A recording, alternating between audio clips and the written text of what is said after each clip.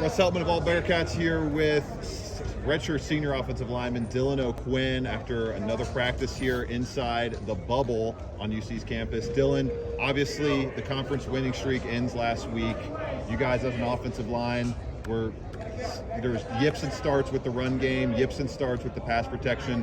What was the room like? What was the conversations like coming in Sunday morning? Yeah, we just need to regroup, calibrate, get better, come to practice motivated, and come to work hard and just get our stuff right. We know we didn't play well on this past Saturday, but we plan to change that.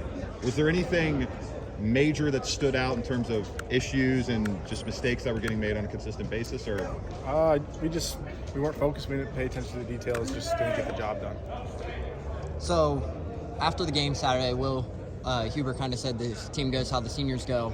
Obviously, and then Coach Fickle mentioned today, like they were really focused to get back in on the field Sunday and get back to work.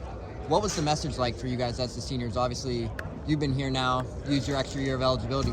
How did that conversation go, and what was it like to motivate those guys to get back on the field? Obviously, some of those guys haven't even experienced that first conference loss. So, how was those conversations, and what was it like for you as the leader of this team?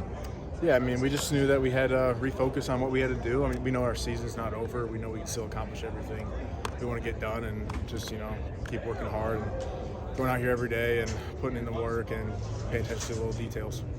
Under Coach Cummings, you guys have shifted the line a lot this season compared to last season. You obviously moved down a spot in the line. What has that change been like for you in terms of being an all-conference player last year at right tackle, and then you're moving to right guard in this season?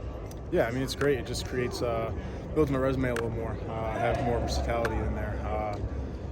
My sophomore year I played left guard, and so I just know how to play them all, and it doesn't really matter where they put me, but I'll be good either way. So obviously you're not thinking about the next level when you're in the season. You're locked into the games, but was that something that you were like, I'm all thumbs up for? I want to be able to show I can play all across the line? Yeah, definitely. So heading into this week, obviously going into a triple option offense, they know they're going to run the ball. You as an offensive lineman know when the opportunity comes to get the ball and you got to strike first, get some points on the board versus a team that likes to run the ball and wear you guys down. How do you guys prepare for that as an offensive line when you know that opportunities like that versus triple option don't come very often? Yeah, we just know that we have to get into a rhythm quickly, and if we don't, then it can end up how it did last year. I think last year we had 3 drives in the first half.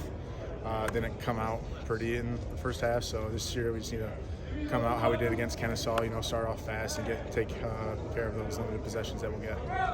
With the running back rotation kind of just been in flux throughout the season, is there any difference for you guys with different runners in there on the called runs, or is it just you're assuming, you're hoping that they're going to run to the correct hole, or are there any tendencies that you guys pick up on with Kiner or Ryan, or is it just kind of run the play that's called? It's pretty much just run the play that's called, but you're going to have different attributes with different guys. Corey's a guy who can get his head down in there and run downhill, and then you have Chuck, who's going to be a guy who can get on the outside and whatnot, and he can still get his head down and run. So I know we talked earlier in the season about guys like Joe and Gavin.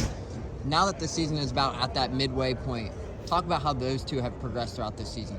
Yeah, they've done a really great job. Just being alongside those two throughout this whole year, it's been great. I haven't had to worry about anything. They've been able to take care of business on their own. As a guy who's been in this program for so long, you've seen the facilities change, you've seen coaching staffs change. What were your thoughts on the new locker room when you first got to see that thing? I asked Josh Wiley. He said the nutrition area was his favorite spot. What's your favorite spot in the new locker room? Probably my own locker. Okay.